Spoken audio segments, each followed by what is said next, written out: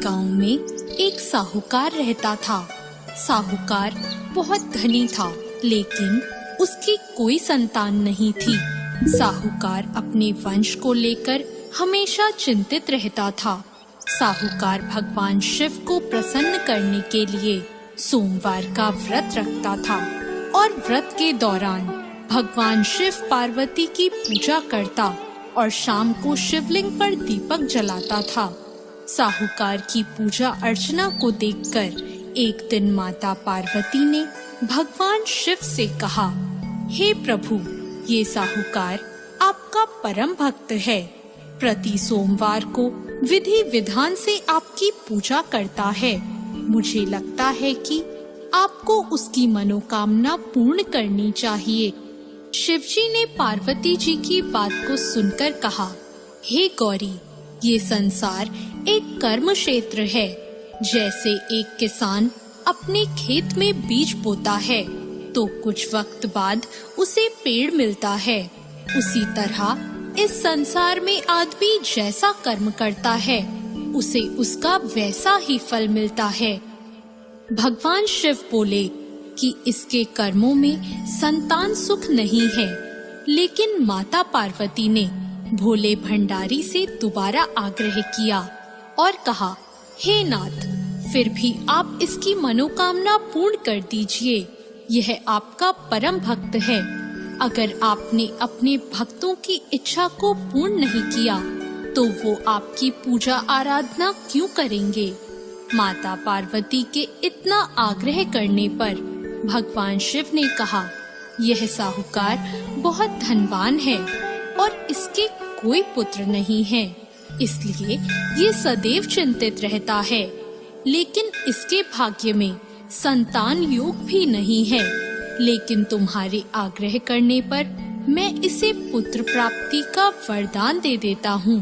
लेकिन इसका जो पुत्र होगा वो केवल 12 सालों तक ही जीवित रहेगा।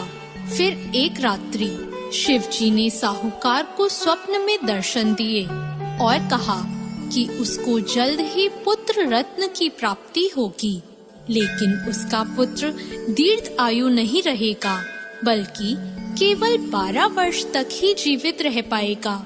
यह बात सुनकर साहूकार ना तो प्रसन्न हुआ और ना ज्यादा दुखी हुआ। साहूकार ने इस बात को सुनकर भी पूजा अर्चना जारी रखी और कुछ दिनों बाद साहूकार की पत्नी गर्भवती हो गई और उसने एक सुंदर बालक को जन्म दिया। बालक के जन्म से घर पर हर्षो उल्लास का माहौल था, लेकिन साहूकार खुश नहीं था, क्योंकि उसको पता था कि उसके बालक का यह जीवन केवल 12 वर्ष तक का ही है और उसने किसी को भी यह बात नहीं बताई थी। जब साहूकार का बालक 11 वर्ष का हुआ तो साहूकार की पत्नी ने कहा कि अब इसका विवाह कर देना चाहिए, लेकिन साहूकार ने मना कर दिया और उसे शिक्षा के लिए काशी भेज दिया। साहूकार ने बालक के मामा को बुलाया और पैसे देकर उन्हें बालक के साथ काशी जाने का आदेश दिया। फिर साहूकार ने मामा भांजे से कहा कि वह काशी जाते समय रास्ते में यज्ञ करते हुए और ब्राह्मणों को भोजन कराते हुए ही जाए। दोनों मामा भांजों ने ऐसा ही किया। काशी जाते वक्त जिस रास्ते से मामा भांजे गुजर रहे थे, उसका राजा अपनी पुत्री का विवाह एक ऐसे राजकुमार से करवा रहा था जो कि काना था, यानी उसे एक आंख से दिखता नहीं था। दूल्हे का पिता इस बात से चिंतित था कि अगर दुल्हन पक्ष को यह पता चल गया कि दूल्हा काना है तो राजकुमारी विवाह के लिए मना कर देगी।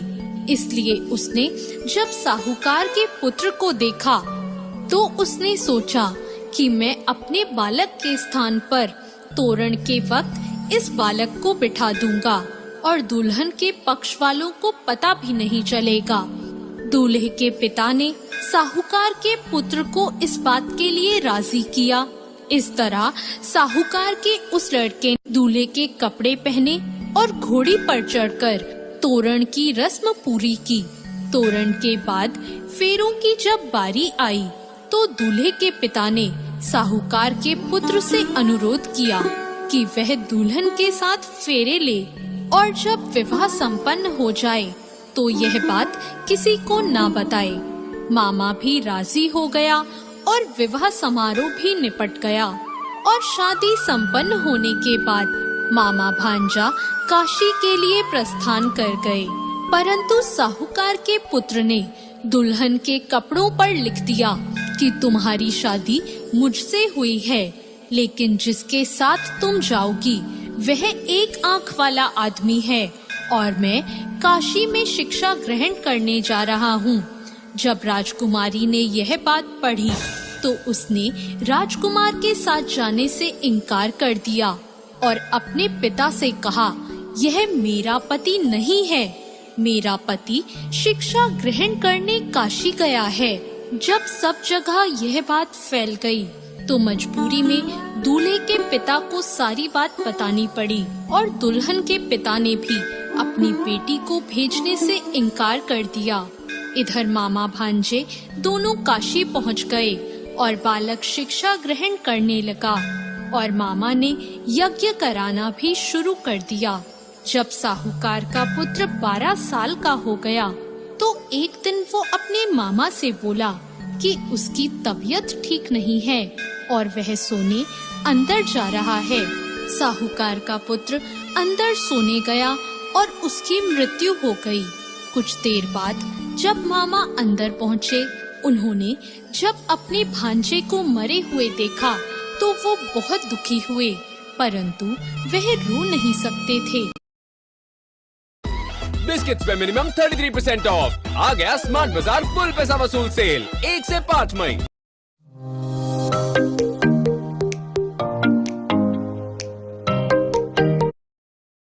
वरना उनका यज्ञ अधूरा रह जाता, इसलिए मामा ने वापस जाकर यज्ञ पूरा किया और ब्राह्मणों का भोजन कराने के बाद मामा अपने मृत भांजे को देखकर रोने लगे। उसी वक्त उसी मार्ग से शिव पार्वती गुजर रहे थे। माता पार्वती ने किसी के रोने की आवाज सुनी तो उन्होंने शिवजी से कहा, हे प्रभु, कोई मनुष्य रो रहा है, चलो उसके दुखों को दूर कर देते हैं। शिव पार्वती मामा के पास गए और उन्होंने जब मृत बालक को देखा तो हैरान हो गए, क्योंकि वह भगवान शिव के आशीर्वाद से जन्मा साहूकार का पुत्र था।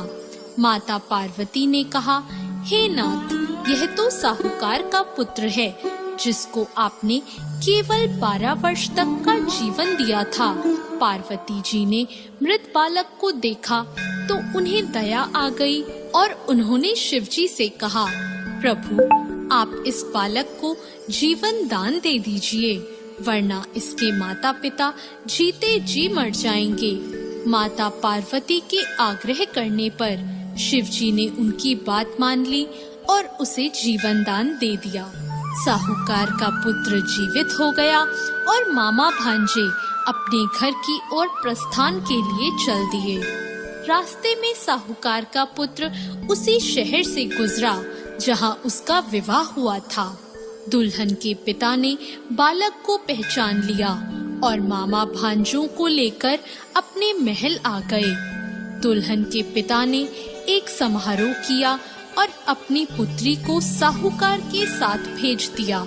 जब साहूकार का बालक अपने घर पहुंचा तो उसके माता पिता छत पर बैठे थे और सोच रहे थे कि अगर उनका पुत्र सही सलामत वापस नहीं लौटा तो वे दोनों भी इसी छत से कूदकर अपनी जान दे देंगे। पर उसी समय उसके मामा वहां आ गए और उन्होंने बताया कि उनका पुत्र जीवित है और विवाह करके वापस लौटा है। साहूकार ने अपने बालक को जीवित देखा तो खुशी से उसका स्वागत किया और साहूकार का पूरा परिवार खुशी खुशी अपना जीवन बिताने लगा। जैसे भोलेनाथ ने इस परिवार पर कृपा करी, ऐसी कृपा सब पर करना। तो दोस्तों, कैसी लगी आपको आज की ये कथा? ऐसी और कथाओं के लिए हमारे चैनल भक्ति ज्ञान को सब्सक्राइब करें। धन्यवाद।